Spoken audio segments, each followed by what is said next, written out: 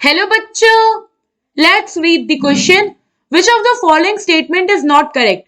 Option A. Silicon is extensively used as a semiconductor. Option B. Carborundum is SiC. Option C. Silicon occur in free state in nature. And option D. Mica contain the element silicon. Question में क्या पूछा है, इनमें से कौन सा हमारा statement जो है वो इनकरेक्ट है. हम एक एक करके अपने स्टेटमेंट को देखते हैं. तो फर्स्ट हमें क्या बोला है कि सिलिकॉन को हम लोग एक्सटेंसिवली सेमीकंडक्टर के लिए यूज करते हैं. तो ये हमारा स्टेटमेंट करेक्ट है, क्योंकि सेमीकंडक्टर क्या होता है हमारे, जिनकी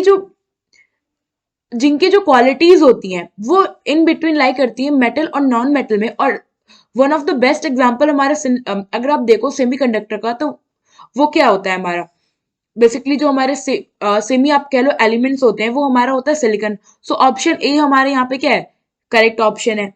ऑप्शन बी की अगर बात करें तो ये कह रहा है कि कार्बोरंडम SiC होता है, तो ये भी हमारा करेक्ट है, क्योंकि जो हमारा सिलिकॉन और कार्बन का जो अरेंजमेंट होता है बेसिकली ये मिल के फॉर्म करते हैं हमारा कार्बोरंडम.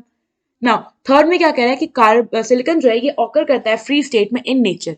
ये वाला हमारा जो स्टेटमेंट है वो इनकरेक्ट है. होता क्या है कि जो हमारा सिलिकॉन है वो कंबाइंड स्टेट में फॉर्म होता है नेचर में. फॉर एग्जाम्पल अगर आप देखो तो हमारे पास होता है सिलिका, सिलिकॉन डाइऑक्साइड एंड साथ ही साथ कई सारे डिफरेंट तरह के सिलिकेट्स भी.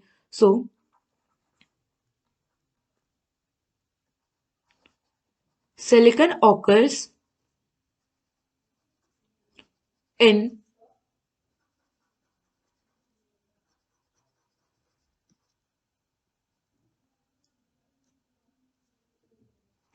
in combined state in nature as silica, SiO2, silicon dioxide and silicates.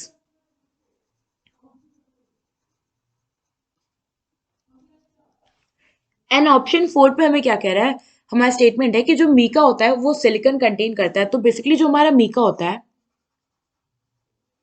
ये हमारा एक तरह का 3D सिलिकेट होता है, 3 डायमेंशनल सिलिकेट होता है. और सिलिकेट क्या कंटेन करता है, सिलिकॉन. ये हो गया हमारा सिलिकॉन कंटेंट.